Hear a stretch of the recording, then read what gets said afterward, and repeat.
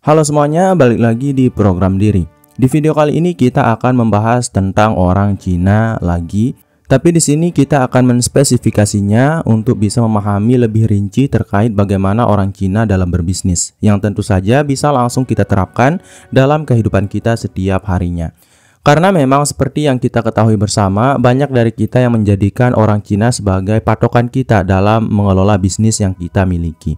Tapi sepertinya proses pengelolaan bisnis yang kita ketahui tentang orang Cina tidaklah semendalam itu, yang mana tentu saja harus kita gali lebih dalam lagi agar kita berpeluang besar untuk menjadi orang yang sukses dalam bisnis yang kita miliki saat ini. Sekecil apapun bisnis kita bisa menerapkan apa yang dilakukan oleh orang Cina.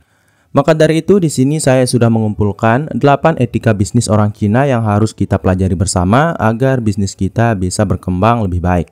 Dan sebelum mengarah ke videonya, saya ingin mengatakan bahwa video ini tidak bermaksud untuk mendukung orang Cina 100%. Tapi saya rasa kita harus belajar dari manapun itu, walaupun itu dari orang Cina sekalipun, untuk membuat kita menjadi orang yang lebih berhasil dalam bisnis yang kita miliki saat ini.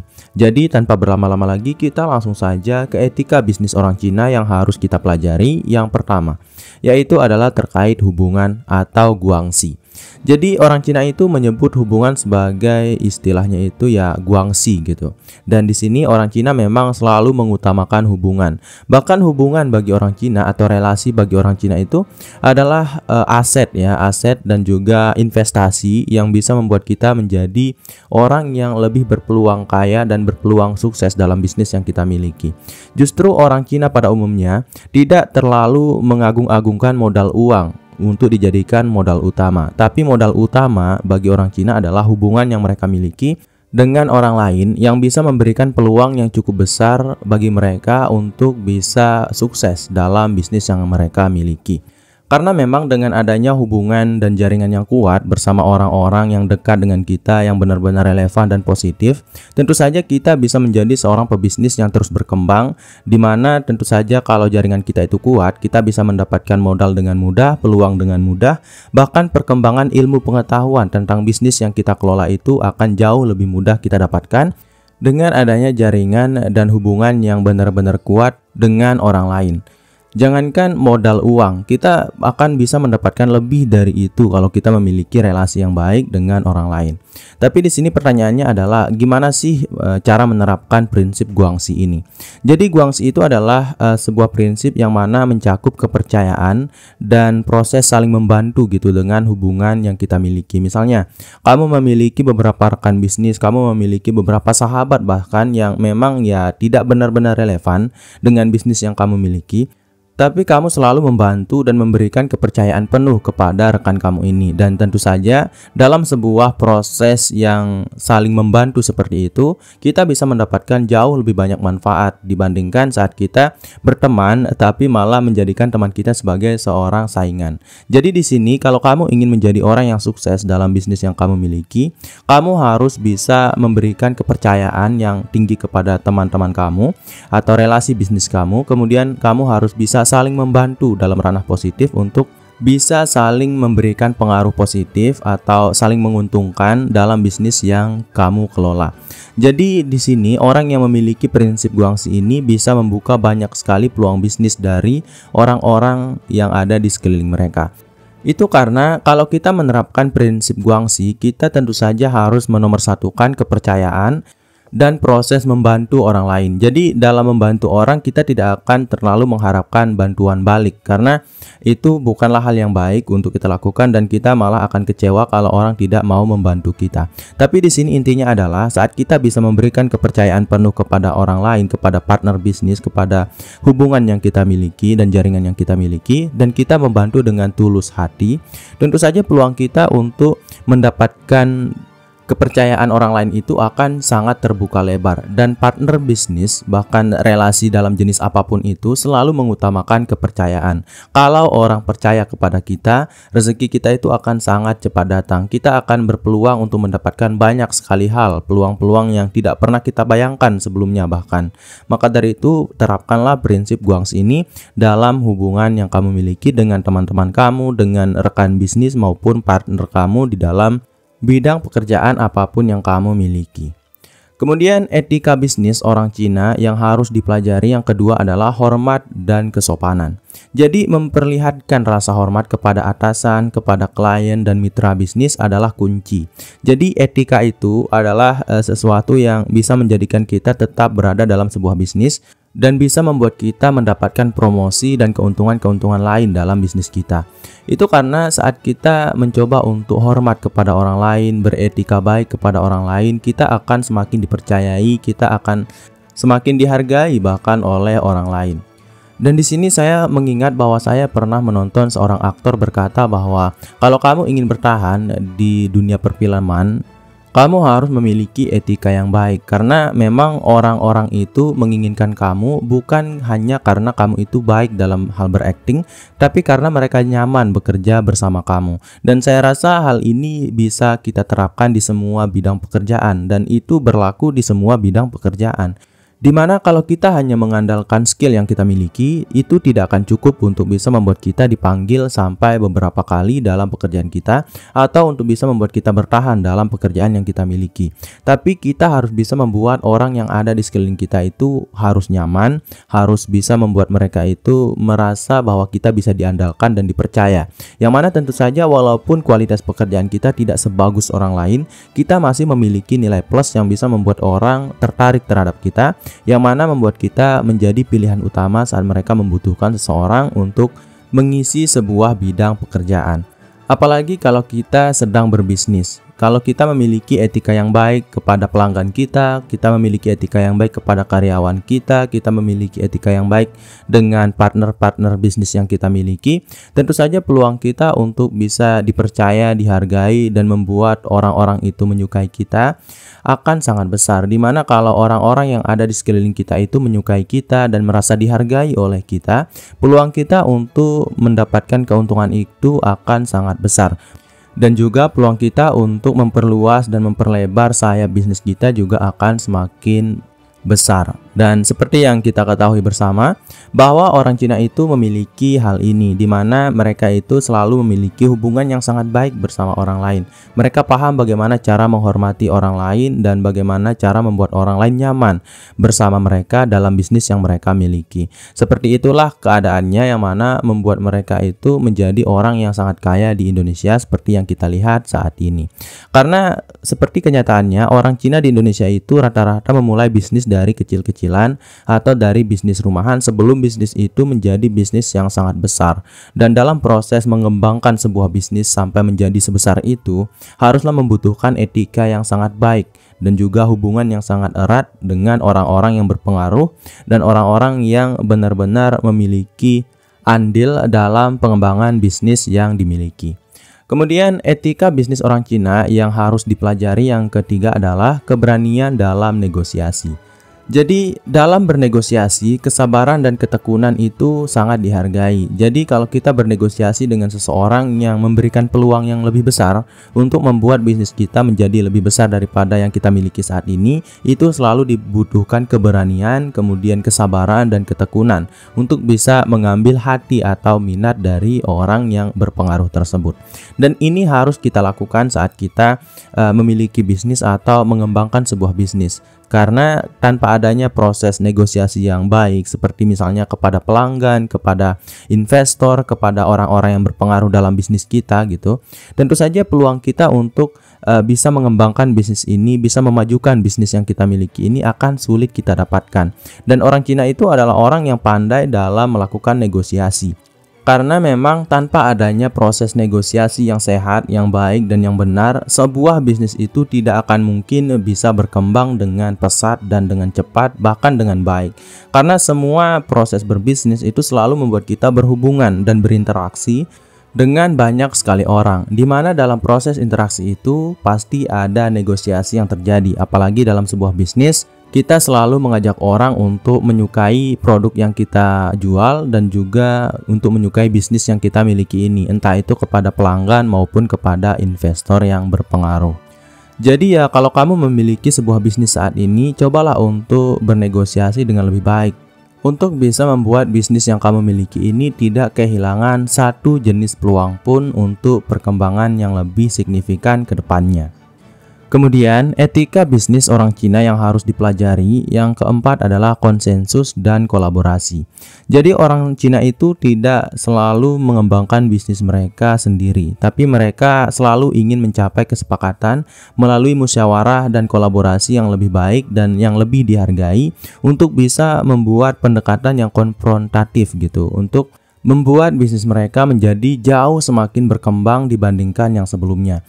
Karena memang dalam proses mengembangkan sebuah bisnis, kita harus pandai dalam bernegosiasi, kita harus pandai dalam mendapatkan relasi-relasi yang tepat dan kolaborasi-kolaborasi yang efektif untuk bisa membuat bisnis kita ini bisa menjadi lebih berkembang.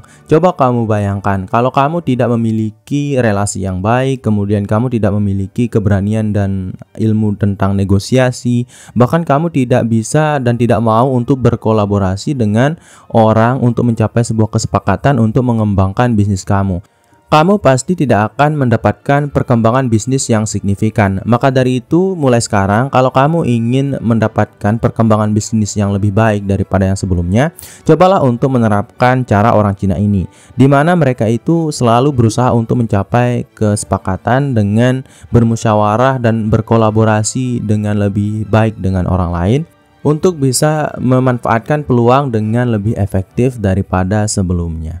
Kemudian etika bisnis orang Cina yang harus dipelajari. Yang kelima adalah kepatuhan pada tradisi. Jadi orang Cina itu sangat terkenal dengan tradisi mereka, dan mereka itu selalu merayakan banyak sekali perayaan gitu yang seperti kita lihat di TV-TV. Tapi memang mereka itu adalah orang yang sangat menghargai tradisi. Dan kita juga ya, orang Indonesia sangat juga menghargai tradisi kita. Tapi di sini kita akan mencoba untuk mengarah ke tradisi dalam proses pengelolaan bisnis yang dilakukan oleh orang Cina. Dan di mana di situ kita bisa melihat bahwa orang Cina itu sangat menghormati adat istiadat dan tradisi dalam konteks bisnis ya, dalam konteks bisnis. Kenapa adat istiadat dan kebudayaan itu dalam konteks bisnis ini sangat baik untuk mengembangkan bisnis kita? Karena kalau kita memiliki sebuah adat atau sebuah budaya dalam bisnis kita atau dalam daerah kita yang mengarah kepada proses berbisnis, misalnya ada sebuah upacara, ada sebuah adat yang harus kita lakukan kalau kita ingin membuka sebuah bisnis atau dalam menyambut ulang tahun bisnis kita, semua itu kita adakan sebuah perayaan, itu akan bisa membuat kita mengenal orang-orang yang tidak kita kenal sebelumnya. Misalnya seperti perayaan lebaran misalnya gitu. Jadi saat lebaran itu kadang kita bersalaman dengan orang-orang yang tidak kita ketahui sebelumnya, tapi karena adat istiadat dan karena itu adalah sesuatu yang baik menurut kita berdasarkan pelajaran yang kita dapatkan selama kita hidup, tentu saja kita akan melakukannya. Dan seperti yang kita ketahui, saat kita bersalaman dan bertemu dengan orang baru, tentu saja peluang kita untuk melebarkan sayap bisnis kita itu akan jauh lebih besar daripada yang sebelumnya. Karena dalam pertemuan dengan seseorang yang baru, tentu saja di situ muncul peluang-peluang yang jauh lebih besar daripada saat kita tidak menemui siapapun atau orang-orang yang baru. Karena dalam sebuah pertemuan dengan orang baru itu, kita mendapatkan banyak sekali peluang yang bisa kita elaborasikan bersama orang tersebut. Dan di sini saya harap kita bisa mengambil sebuah inisiatif saat kita melakukan sebuah tradisi kebudayaan agar semua tradisi itu memberikan peluang yang signifikan terhadap bisnis yang kita miliki. Tapi saran saya jangan terlalu terang-terangan karena itu juga kadang akan mengotori budaya yang kita miliki. Intinya kita harus bisa memanfaatkan momen, kita harus bisa memanfaatkan situasi di mana kita berpeluang untuk melebarkan sayap bisnis kita karena kita bertemu dengan orang-orang yang berpengaruh dalam hal bisnis. Kemudian etika bisnis orang Cina yang harus dipelajari. Yang keenam adalah fokus pada keberlanjutan. Jadi kesadaran akan tanggung jawab sosial dan lingkungan semakin penting dalam bisnis. Perusahaan yang bertanggung jawab secara sosial seringkali lebih dihormati.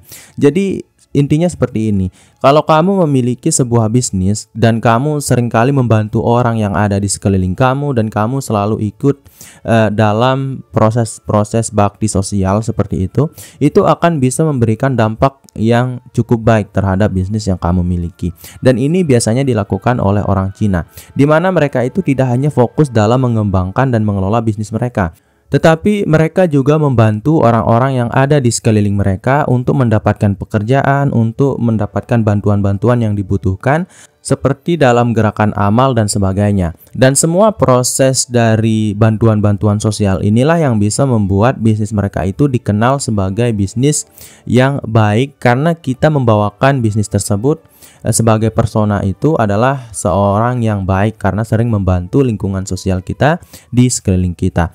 Maka ini bisa menjadi proses branding, tapi saya sarankan jangan melakukannya secara tidak ikhlas gitu, tapi berusahalah untuk membantu orang lebih banyak dalam ranah bisnis kamu kepada orang-orang yang ada di sekeliling kamu, untuk bisa membuat bisnis kamu dikenal sebagai bisnis yang baik, karena kamu orangnya itu baik sehingga orang mau untuk membeli barang yang kamu jajakan. Karena memang biasanya orang akan membeli sebuah barang di sebuah tempat karena dua alasan. Yang pertama itu karena mereka nyaman dengan tempat tersebut, dan yang kedua karena tempat tersebut memiliki image yang baik di lingkungan mereka. Dan disinilah manfaat dari membantu orang-orang yang ada di sekitar. Di situ kita akan mendapatkan brandingan yang baik, yang mana orang-orang akan menyebut bisnis kita sebagai bisnis yang baik karena kita selalu membantu orang lain.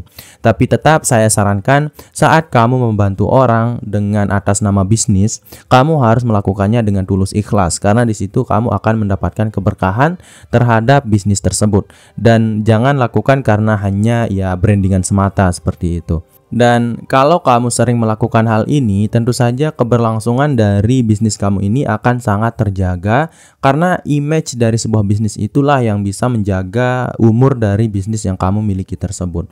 Karena kalau bisnis kamu ini tidak memiliki nama yang baik di lingkungannya, tentu saja bisnis ini akan sangat cepat gulung tikar, dan tidak ada orang yang akan mau membeli apapun yang kamu jual dalam bisnis yang kamu kelola ini.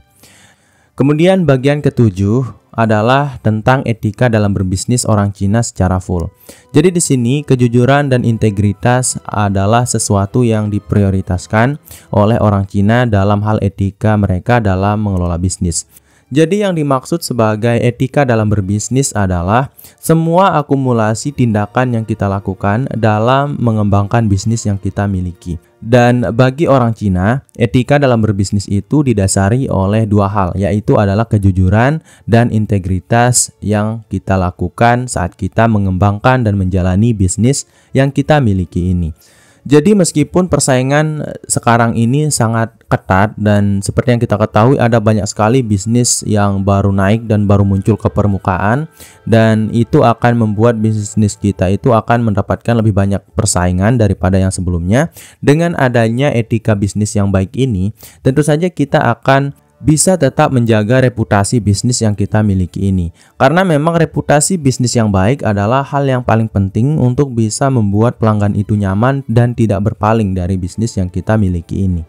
Karena memang saya tidak memungkiri bahwa di zaman modern ini semua orang itu sudah bisa mengakses informasi dengan cepat, yang mana membuat persaingan bisnis itu menjadi lebih sulit daripada sebelumnya. Bahkan semua jenis pekerjaan sekarang itu persaingannya itu semakin meningkat, dan disinilah tempat berperannya etika dalam berbisnis, yang mana akan tentu saja membuat reputasi bisnis yang kita miliki akan sangat sulit untuk disaingi. Karena kita sudah lama gitu berjalan dalam bisnis yang kita miliki ini, dan kita tidak pernah melakukan kesalahan yang cukup fatal, yang mana membuat orang-orang tetap merasa puas saat mereka berbelanja atau membeli barang yang kita produksi. Dan inilah yang bisa membuat kita itu memiliki reputasi yang baik. Apalagi kalau kita bisa membuat orang-orang yang datang ke dalam toko yang kita miliki menjadi lebih nyaman dibandingkan saat mereka ke toko-toko lain yang kadang pelayanannya itu biasa-biasa saja. Kemudian etika bisnis orang Cina yang harus dipelajari yang terakhir atau yang ke-8 adalah fleksibilitas dan adaptasi.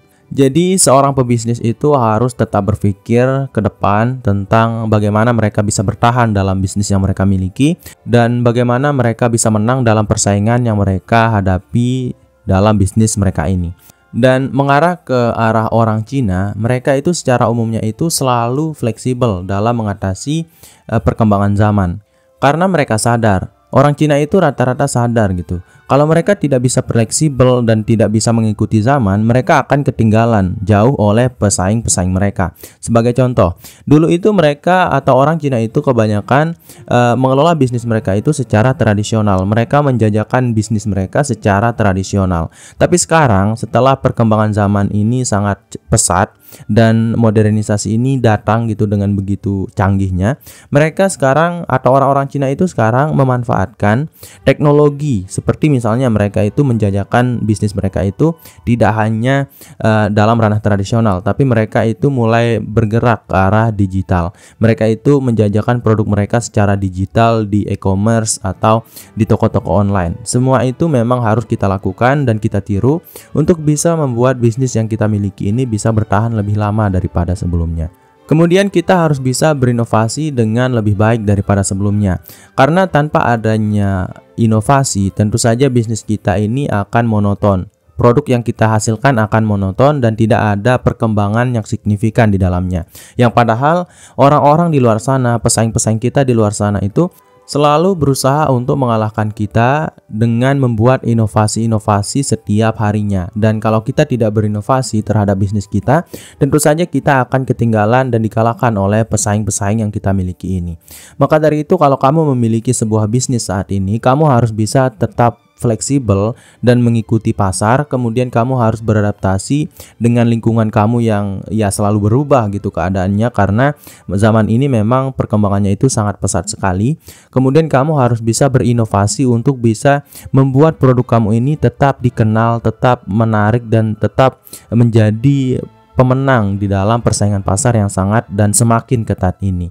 Dan mengarah ke arah orang Cina, kemampuan untuk beradaptasi dengan perubahan dan tuntutan pasar adalah aspek yang sangat penting untuk menjalankan bisnis yang bisa bertahan lama dan bisa tetap disukai oleh orang banyak. Dan itulah kenapa orang Cina sampai sekarang itu tetap menjadi orang yang sangat kaya di Indonesia, karena mereka selalu melakukan inovasi, mereka selalu beradaptasi dan mereka selalu fleksibel gitu dalam menghadapi tantangan bisnis yang mereka lalui setiap harinya.